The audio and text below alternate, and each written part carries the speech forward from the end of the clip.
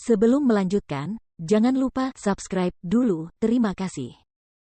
Bab 88, apakah ada begitu banyak kebetulan? Apa yang kau katakan, rakyat jelata yang hina? Lin Ke mengamuk, dan dia menunjuk Huang Xiaolong. Rakyat jelata yang hina ini berani mengatakan itu padanya. Apakah kamu tidak mendengar dengan jelas apa yang aku katakan? Huang Xiaolong memiliki ekspresi acuh tak acuh di wajahnya yang tenang. Tiba-tiba, suara langkah kaki yang keras terdengar menaiki tangga dan beberapa penjaga muncul di lantai pertama. Nona, ada apa? Salah satu penjaga berjalan mendekati Lin Ke dan bertanya. Para pengawal Markis Mansion ini awalnya menunggu di bawah, namun mereka semua bergegas datang mendengar suara nona muda mereka. Orang biasa yang rendahan ini berani menghinaku. Pergi dan tampar dia, dengan keras. Lin Ke menunjuk Huang Xiaolong dan kilatan kejam melintas di matanya, pukul sampai semua gigi di mulut anjingnya rontok. Siapapun yang berani ikut campur, akan menerima hukuman yang sama. Ya, nona. Puluhan pengawal Markis Mansion menyebar dan mengepung kedua meja, salah satu dari mereka berjalan keluar, mengangkat tangannya dan mengayunkannya dengan keras ke wajah Huang Xiaolong.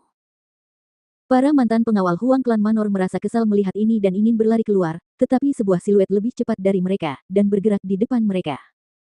Pengawal Markis Mansion yang hendak menamparkan Huang Xiaolong tiba-tiba berteriak, tubuhnya terbalik keluar seolah-olah dia tertabrak batu besar dan jatuh dengan keras di lantai sebelum berguling menuruni tangga ke lantai bawah.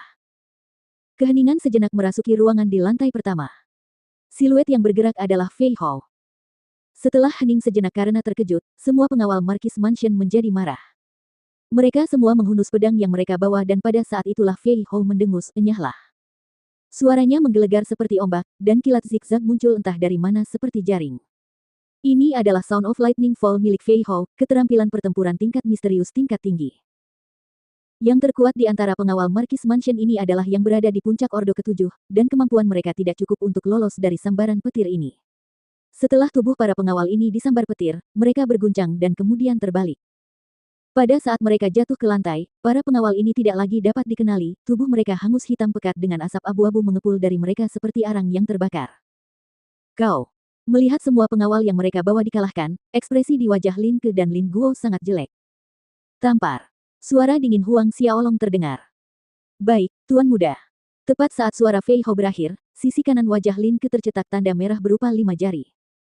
Apakah kalian rakyat jelata yang rendahan ini tahu siapa aku? Berani sekali menyentuhku. Lin Ke merasa takut sekaligus geram. Salah satu tangannya menutupi sisi kanan wajahnya saat dia melotot penuh kebencian ke arah Huang Xiaolong dan Fei Hao, meraung sekeras-kerasnya. Lagi. Suara Huang Xiaolong terdengar sekali lagi.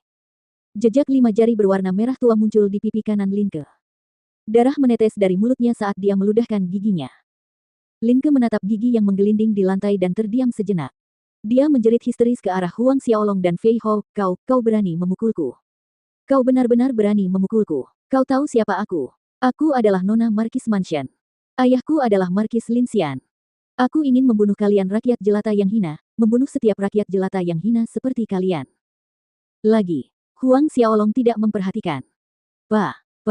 Dua suara tamparan terdengar di restoran yang sunyi itu. Kali ini, tubuh Lin Ke bergetar karena kedua sisi wajahnya memiliki bekas 5 jari yang merah menyala, darah dan beberapa gigi keluar dari mulutnya. Adik perempuan, jangan bicara lagi. Mari kita kembali ke rumah Markis dulu. Lin Guo yang melihat semuanya dari samping merasa gelisah dan kesal pada saat yang sama. Dia berjalan mendekat dan menarik Lin Ke sambil mencoba membujuk.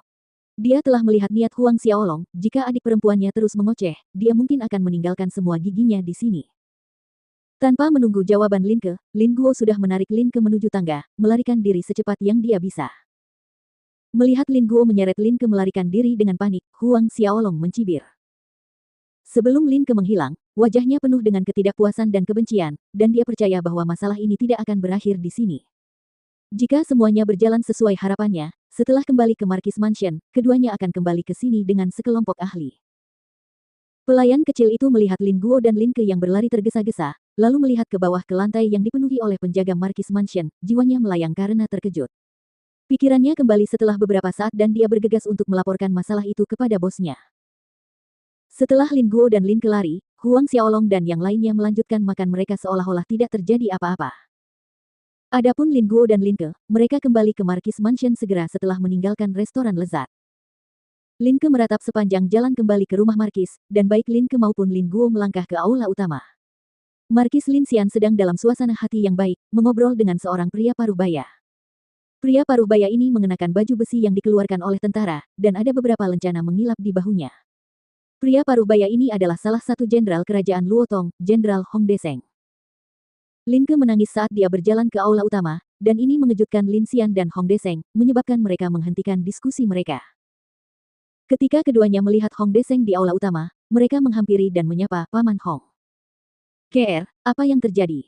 Siapa yang menyakitimu?" Lin Xian melihat darah di wajah putrinya dan wajahnya menjadi gelap.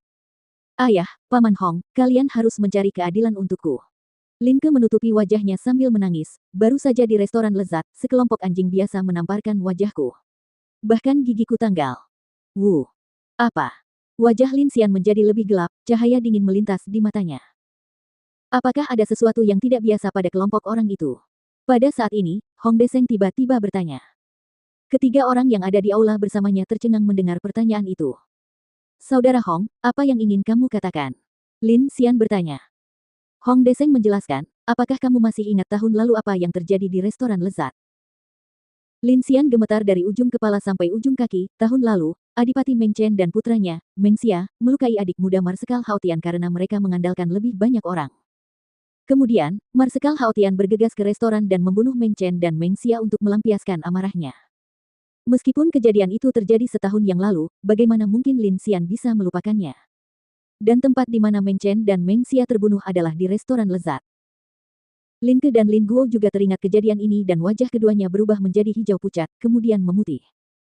"Saudara Hong, kebetulan seperti itu tidak terjadi, kan?"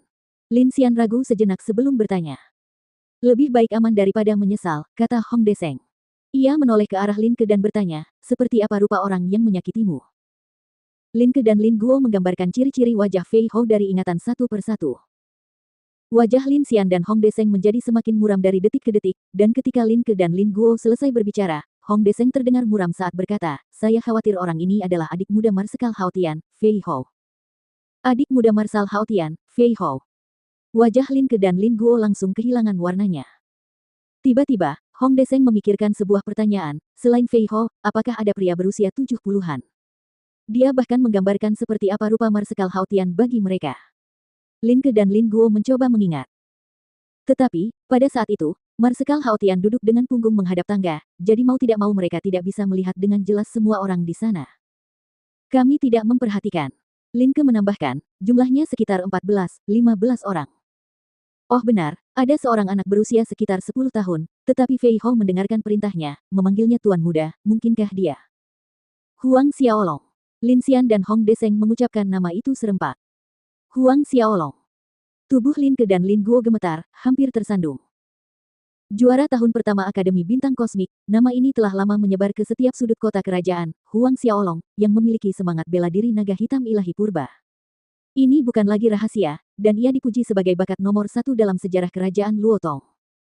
Jika anak itu adalah Huang Xiaolong, maka gambaran di mana dia menjelek-jelekkan Huang Xiaolong sebagai anjing biasa yang hina, bahkan memerintahkan pengawalnya untuk menamparkan mulut Huang Xiaolong, tubuhnya tidak bisa berhenti gemetar seolah-olah sedang menderita epilepsi.